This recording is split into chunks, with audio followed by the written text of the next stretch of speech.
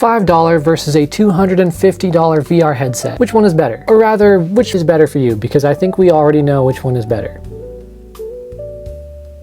When you open the box for this, you really only get the actual headset. You have to use your phone. All you do to do that is just slip it into the front in this little crack. It's nice and padded so your phone will not get damaged, and it slides in there perfectly. And this is an iPhone 16. I also have a 12 Pro Max. They both fit great. As far as the adjustment settings, we have 3 knobs here. This one brings the inside lens towards you in a way for focus. The left one does the same thing, but with the other side. The middle knob changes the distance apart that the glasses are. This is a smooth transition here. So you can even just push them apart and together manually. There's sort of an infinite number of adjustment in between far and close. And I was able to get it to focus for my eyes really easily. My eyes are 20/20 because I got laser eye surgery, but you should be able to do the same as well. With the Quest 2, on the other hand, the only adjustment you have is putting the eyes closer and farther apart, and there are only 3 settings, so 3, 2, and 1. So not as fine adjustments, but you can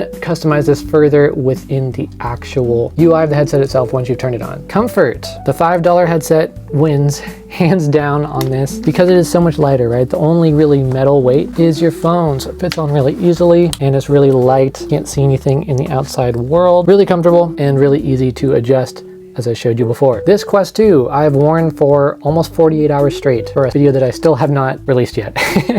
But the padding is pretty comfortable, but this headset is heavier. So after wearing it for hours, it stops being comfortable and it starts giving me headaches because it's kind of heavy and you're not supposed to wear it for 48 hours anyways. So maybe that's my bad. Because of lightness, this one is more comfortable, even though the padding on this is softer. It's still pretty dang soft on this. Usability, $250 one. It is obviously really usable. You can do all this stuff with just the headset itself. You don't need a phone.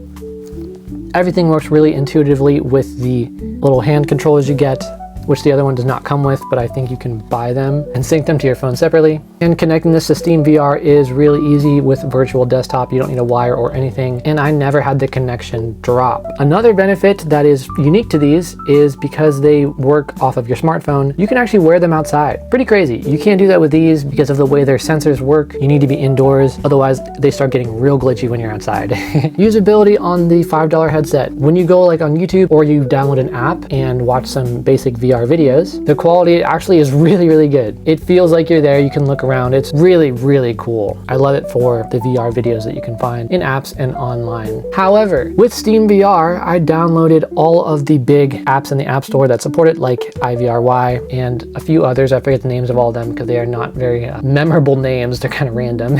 When it came to actual gaming, it was a lot harder to set up, which brings me to quality. Quality in this, Skyrim VR, especially with a bunch of graphics mods, looks insane. It looks so freaking good. Wow, it's insane. It's extremely immersive. The main complaint is that the wait if you play with it for hours and hours and hours and days, which you're not supposed to do. I don't know why I did that. This, it seemed like there was almost, you know when you're wearing 3D glasses and there's like a red and blue glow around everything? It kind of was like that. Or like with a camera, when the lens isn't that good and you get chromatic aberration, which is where there's like purple lines wherever there's contrast. It was like that. No matter what I did on any of the apps for Steam VR that supported Steam VR, I could not get it to focus perfectly, and it drove me insane to the point where I couldn't play any game for more than like a couple minutes.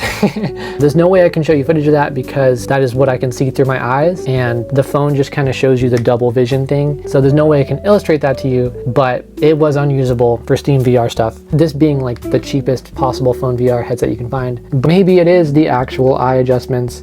Maybe there's not enough mobility there, but I could not get it to focus properly no matter how badly I tried.